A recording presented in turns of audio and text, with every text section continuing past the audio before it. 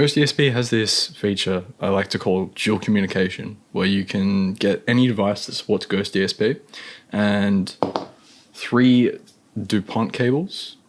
You need 1 for ground and then 2 for data. And all you need to do is hook them together. We're going to start by connecting, we'll find 2 pins on each one. Both of them have 2 and 3, so we'll just go 2, 3,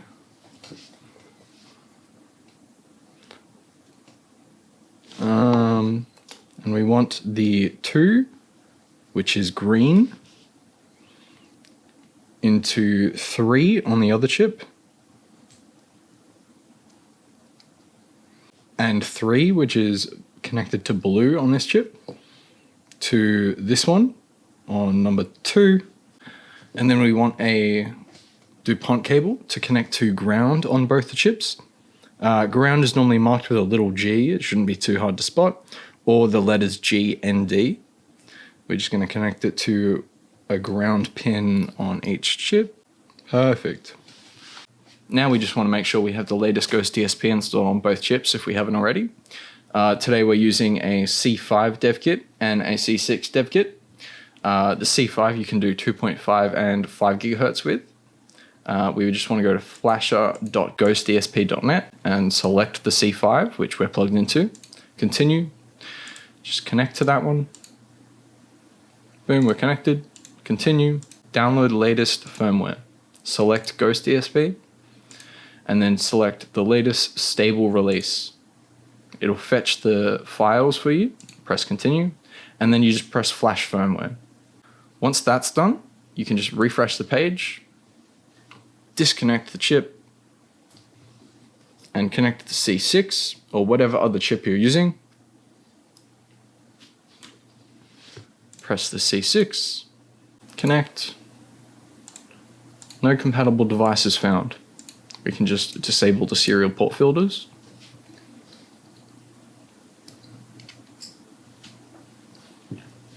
Perfect. Now it's showing up. Connected.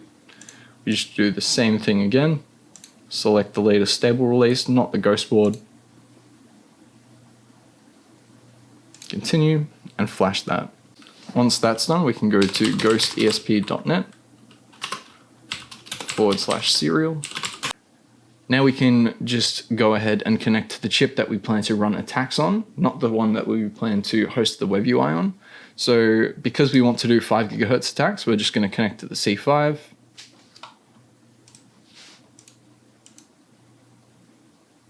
Great, GhostESP ready. We can just go ahead and type AP enable off.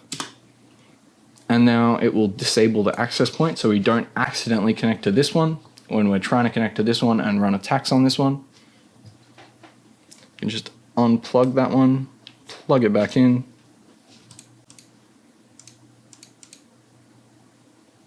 Perfect. Now we want to be able to connect both our chips and have them run commands and listen to each other. We can do that by going to docs.ghostesp.net. It'll redirect you to the latest one. Click on getting started, and then we can go to dual communication. Scroll down. The default pins we're meant to use are 6 and 7, or 17 and 16 if you have a base ESP32. But we've connected to 2 and 3 for demonstration purposes today. So what we're going to want to do is scroll down, changing pins, run com set pins, TXRX. So just run com disconnect, and then we run com set pins 2 space 3. Perfect. We can just type reboot. And we should see ESP Com Manager initialized on 2 and 3. Now we can unplug the C5,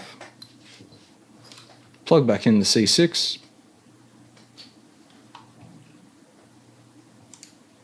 disconnect, and then reconnect to the C6 or whatever other chip you're using. And then we can run com disconnect and then com set pins 2 and 3. Reboot that. Perfect, we're all ready. Now we grab a second power source for the other chip, plug that in, and we should see handshake complete. Perfect, and just to test it, we can go unplug, plug back in, connection lost, discovered peer, handshake complete. Perfect. Now we want to obviously send a command to the C5, so we can do send scan AP. We want to scan APs for 5 seconds. Perfect. We're getting responses. C5 lit up. We've got 5 gigahertz access points. Great. Now what we can do is go to our Wi-Fi, connect to GhostNet with the password GhostNet in camel case. Assigned station IP. Sounds great. Windows thinks we're still connecting. Just wait for that to finish. Now that we're connected, we can go to a new tab, type GhostESP.local. Sign in with GhostNet in camel case for both. Perfect. Now we can go to the dual com tab. We see we're connected. Our pins are 2 and 3. We have quick commands here. We're just gonna go help straight in the terminal. Might take a second, but they're all help commands. Perfect. We can run pretty much anything we'd expect to run via serial, but we can control it via the access point. So we can be somewhere else. We can leave a couple ESPs in a box somewhere, and then we can just remotely control it, do pretty much anything you could do directly.